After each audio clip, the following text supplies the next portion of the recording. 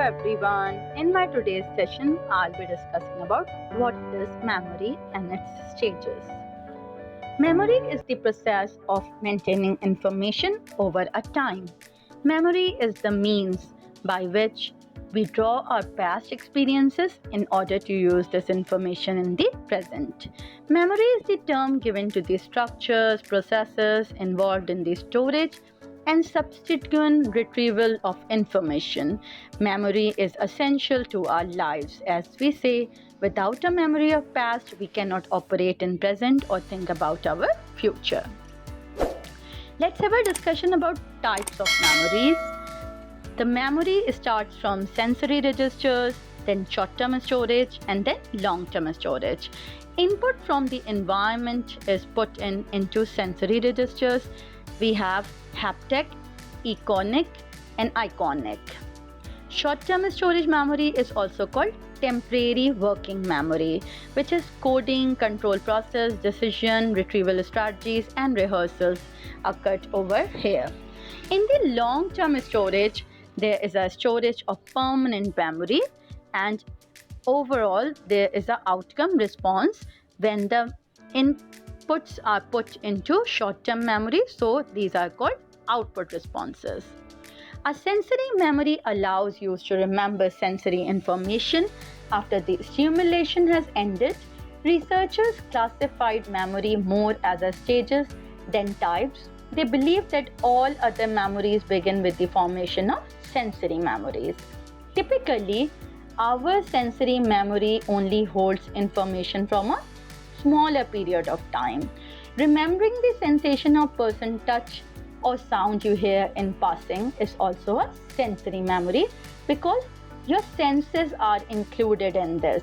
When a sensory experience recurring, you start to attach other memories to it. The sensory experience stops living in your sensory memory. It might move to your short-term memory or more permanently to your long-term memory. Basically, there are three stages of sensory memory. Like we can say iconic, which is obtained through sight. If I'm seeing something, it's iconic. Echoic is auditory, and then haptic is through touch. If somebody gives you a hug or somebody gives you a pet, that's haptic. Short-term memory is the name allows you to recall specific information about anything for a certain period of time. Short-term memory is not as fleeting as sensory memory, but it is also not as permanent as long-term memory. Short-term memory is also known as primary or active memory. Working memory is the type of memory that involves immediate and a small amount of information that a person actively uses to perform cognitive tasks. Cognition comes for feeling, thoughts, and emotions. While some experts view working memory as a fourth distinct type of memory, working memory can fall under the classification of short-term memory. And in many cases, it is often used as interchangeable, whether we can say short-term memory or working memory. Long-term memory is a storage of all those memories which are related to and they can recall after 30 seconds. We can categorize those moments as long-term memory. These memories range in significance from recalling the name of a friendly face at your favorite coffee shop to important bits of problems like your close friend's birthday party or your own home address or your phone number. There is no limit to how much our long-term memory can hold and for how long. We can further split long-term memory into two categories: explicit memory and implicit memory. Explicit LTM is related to the memories we consciously and deliberately took time to form and recall. Explicit memory holds information such as your best friend's birthday or your phone number. It is often including major milestones in your life, for example, your childhood experiences, your childhood events, the name of the teacher you had studied in grade 5 or 6. Then it includes graduation dates and the academic work you learned in the school. In general, the explicit memories are called episodic or semantic. Episodic memories are formed from a particular episodes in your life. Example of episodic memory includes the first time you rode a bicycle. Semantic memory are a general facts and bits of information you absorbed over the period of time. When you recall a random fact while filling a crossword, you pull it from your semantic memory. Implicit long-term memory, we are not as deliberate with forming implicit memory. Implicit memory often comes into play when we are learning a motor skill like riding a bicycle or walking or learning how to drive. Then comes memory encoding. When the information comes into our memory system, it needs to be changed into a form that system can cope with that so it can be stored. Think of this as a similar to changing your money into different currencies. When you travel from one country to another, a word that is seen in a book may be stored, but it is encoded into a sound or meaning, that is semantic processing. For example, how do you remember a phone number if you look up in the phone book?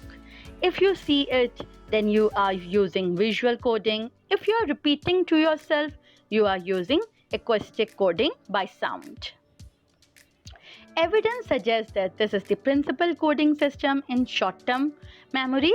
STM is acoustic coding. When a person is presented with a list of numbers and letters, they will try to hold them in STM by rehearsing them verbally. For example, if a number is written that 4, 6, 9, 7, 5, 2, 3.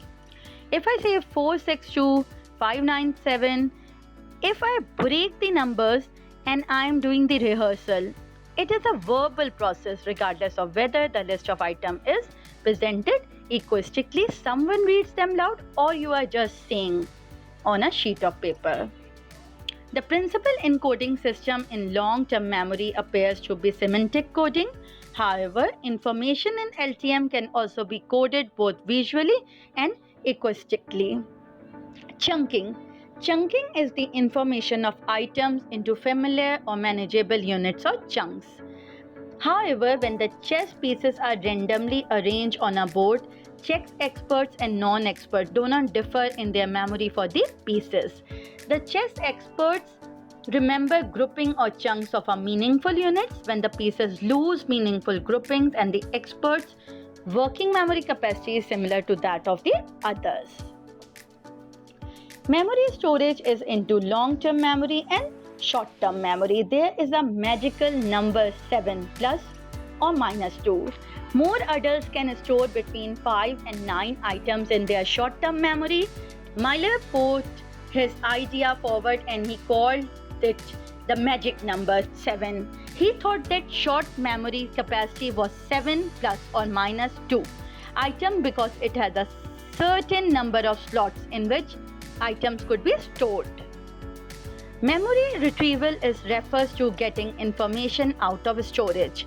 If we can't remember something, it may be because we are unable to retrieve it. When we are asked to retrieve something from memory, the difference between STM and LTM are very clear. STM is stored and retrieved sequentially. For example, if a group of participants is given a list of words to remember and then asked to recall the fourth word from the list, participants go through the list in order they heard it in order to retrieve the information. LTM is stored and retrieved by association. We are associating by something. You remember what you went upstairs for if you go back to the room where you first thought about it, or you have met a friend whose name is Tom and his sister's name is Vanessa. So if you are meeting that person, it will always come in your mind that Tom's sister is Vanessa. Then comes forgetting. Forgetting doesn't occur at a constant rate. Basically, forgetting is something. There are two interference which are using in interference: proactive and retroactive interference, which occurs when some information blocks and disrupts the recall of other information. It is believed to be a primary source of forgetting. Forgetting can be retroactive interference, which occurs when new information blocks or disrupts retrieval of older information. Proactive interference occurs when old, previously learned memories intrude with the recall of newer memories. There are different criticisms which were done by different researchers, both the setting in the laboratory and the task overall where they are happening in the social settings as well. Psychologists use the term ecological validity refer to the extent to which these findings of research can be generalized to the other settings. Memory is using by us every day. Eyewitness testimony and they are like that. Memory doesn't work like a video recorder. People do not encode or retrieve every aspect of an event perfectly. When what a person encodes depends on his or her priorities or whatever there is a learning expectations from a person and the current demands. So I can say that a second example of encoding bias is our own race bias, in which we are better able to identify individual from our own selves and which can differ from others. So the thing is that memory can be anything which can be a cognitive framework and the concepts that can help to organize and interpret information. That is all from my side. Thank you so much. Have a good day. Allah Hafiz.